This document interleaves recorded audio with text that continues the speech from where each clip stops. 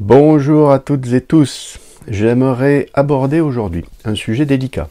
J'aimerais parler argent. Alors n'ayez crainte, je ne souhaite pas prendre position afin de dire si c'est bien ou pas bien. Je souhaite juste observer l'argent de façon neutre, avec du recul, et le mettre en regard des objectifs que l'on peut se fixer consciemment ou inconsciemment pendant notre existence. Allez, on y va.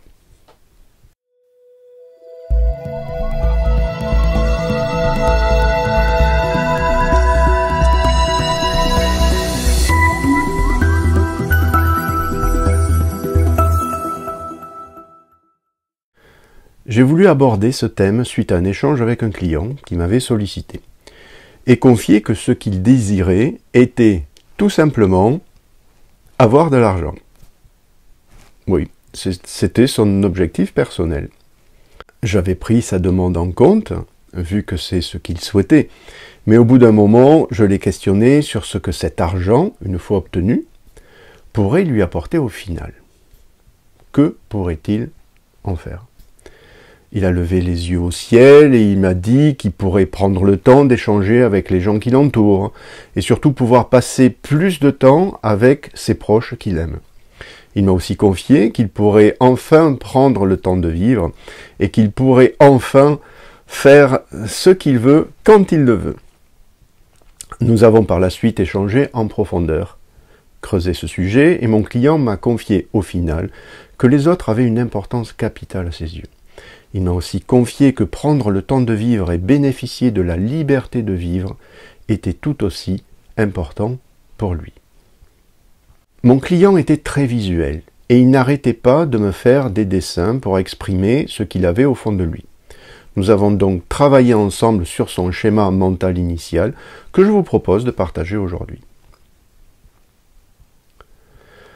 Sa première demande se schématisait de la sorte.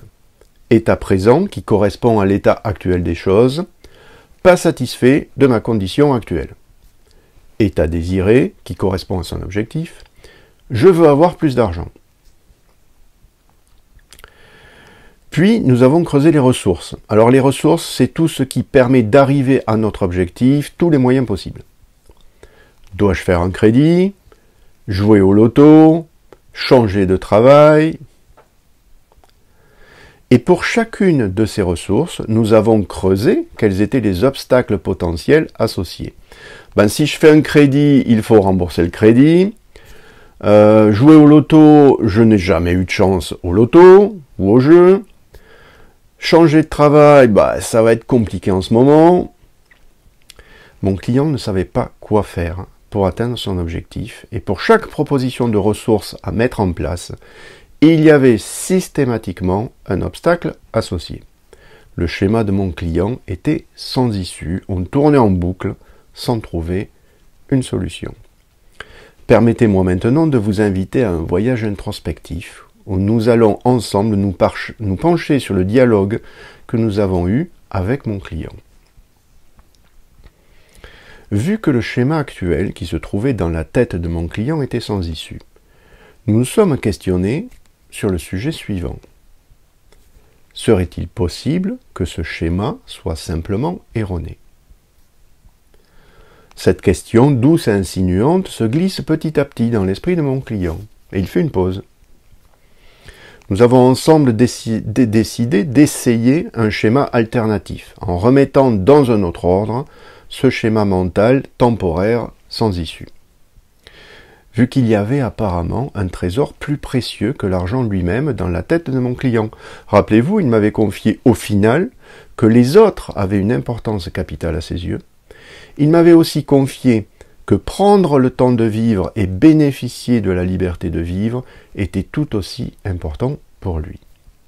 De ce fait, nous avons positionné ces deux valeurs qui sont importantes à ses yeux en objectif à atteindre et nous les avons mises dans la partie état désiré, vu que c'était au final ce que désirait mon client.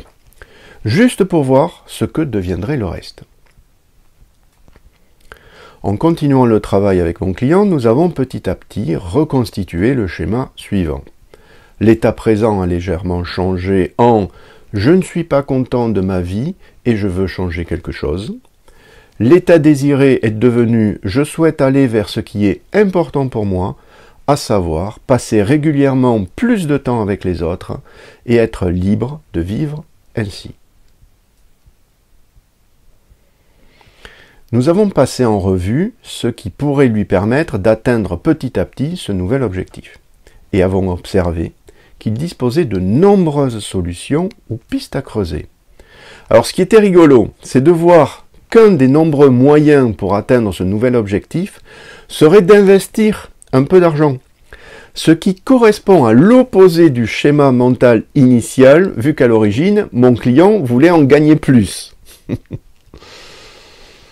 Nous avons aussi vu que les obstacles étaient bien moindres que ce que contenait le premier schéma mental précédemment exposé, et qu'il n'y avait rien d'insurmontable au cœur de ces obstacles.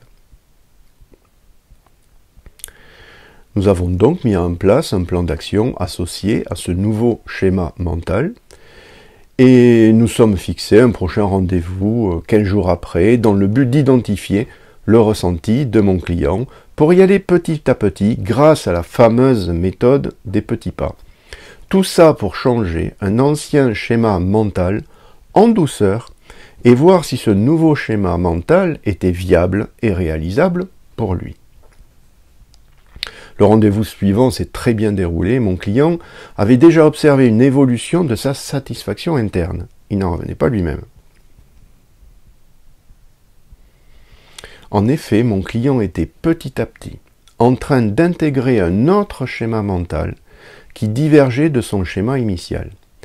L'objectif n'était plus associé à l'argent, mais l'argent devenait une simple ressource et l'objectif final se transformait petit à petit en ce qui tenait le plus à cœur mon client, à savoir consacrer plus de temps aux autres, à ses proches, avoir la liberté de vivre ainsi.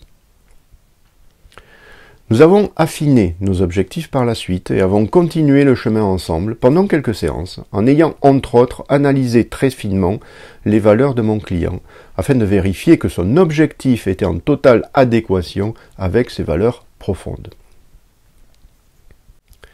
Je vous propose maintenant de sortir de l'exemple de mon client, afin de raisonner de façon générale à cet argent qui nous obsède tant.